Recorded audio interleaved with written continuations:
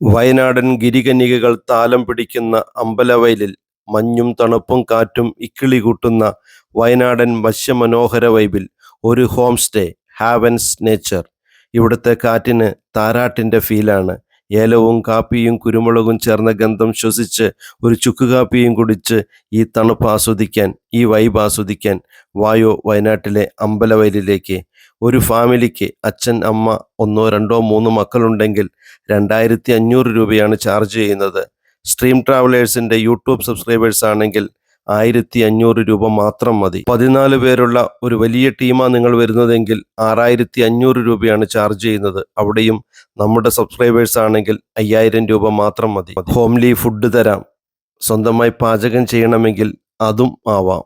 കണ്ണിമ ചിമ്മാൻ മറന്നുപോകുന്ന വയനാടൻ വൈബ് ആസ്വദിക്കാൻ വായോ ഹാവൻസ് നേച്ചർ ഹോം സ്റ്റേയിലേക്ക്.